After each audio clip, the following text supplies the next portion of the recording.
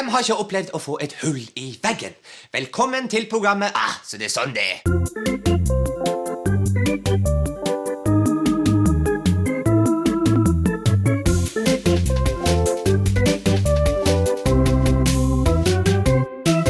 I dag så skal jeg lære deg hvordan du sparkler en vegg. Du trenger sparkelkniv, sparkel, maling og godt humør. Du trenger ikke dårlig humør.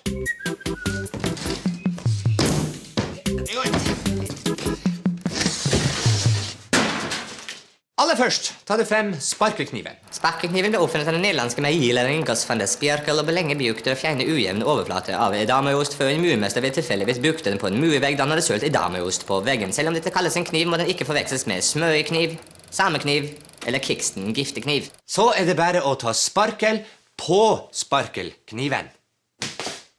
Leverpostei. Ja, nå skal jo ikke man bruke leverpostei når man skal sparkle. Så den leverposteiboksen, det må du kvitte deg med fort. Og når du skal kvitte deg med en leverposteiboks, så finnes det en rekke fallgruver. Du må ikke gi den til dyr som har mer lyst på deg enn leverposteiboksen. Er du sulten, du? Da kan du få den hos meg. Men det absolutt dummeste du kan gjøre er å smøre leverpostei på en skive du allerede har smurt syltetøy på, og spise den. Det eneste som hjelper mot vond smak i munnen, ja, det er en real tannpuss. Og har du mistet tannkosten, så er det en del ting du ikke skal gjøre. Som for eksempel å gå til naboen og låne hans tannkost. Abraham, min gode nabo! Hei. Du, det har seg slik at jeg har mistet tannkosten min, og så lurte jeg på om du kunne være så elskverdig og låne bort din. Men når jeg står her og ser hvor skitten og lurvete du er, så begynner det å demre for meg at det faktisk er totalt meningsløst å spørre deg om å få låne en tannkost. Vet du det hele tatt hva en tannkost er? Nemlig. Du må ikke pusse tennene med en større kost, og du må i hvert fall ikke rengjøre tennene med andre pusseverktøy. Og har du vært så heldig å brukt vinkelsliper til å pusse tennene dine, så bør du tenke deg om 2 ganger før du drar til Albania for å fikse tennene, selv om tannpleien er billigere der.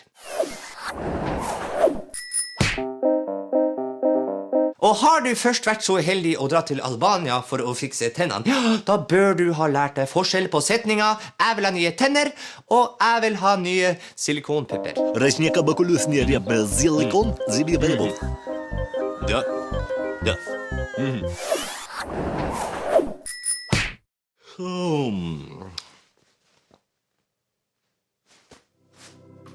Nye pupper betyr ny garderobe. Å få sydd klær er ikke så vanskelig. Du må bare passe på at du ikke gir jobben til noen som er yngre enn deg selv.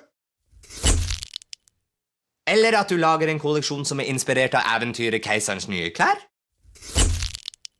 Eller at du er så fornøyd med nye pupper at du ikke får tid til å skaffe deg ny garderobe. Så sett deg ned og begynn å sy fortere enn svant. Å nei, leverpostei og syltetøy på symaskinen. Her gjelder det å tørke opp fortere enn svunt før syltetøyet rekker å størkne.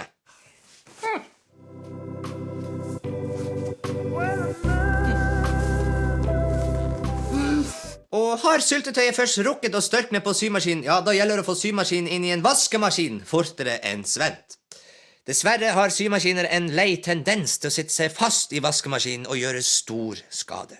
Abraham, min gode nabo! Hei. Jeg må få låne vaskemaskinen. Nei. Du kan få se pattene mine. Ja. Oi.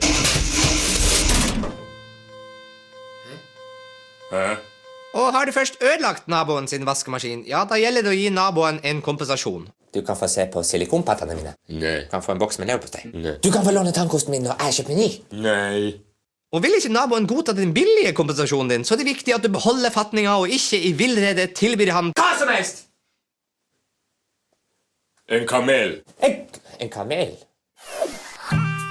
Hallo. Endelig Da er det viktig å lære forskjell på setningen «Jeg vil gjerne kjøpe en kamel», og «Jeg vil gjerne kle meg naken og vise puppene til deg». Kameler. Hundeleie med. Og har du først begått en tabben og blitt deportert tilbake til Norge og står der uten kamel, så er det viktig at du ikke mister fatninga og nok en gang tilbyr naboen din hva som helst annet enn kamel. Jeg vil til månen. Månen er greit! Månen? For å dra til månen, ja, da trenger du rakett, oppskytningssted, oppskytningstillatelse.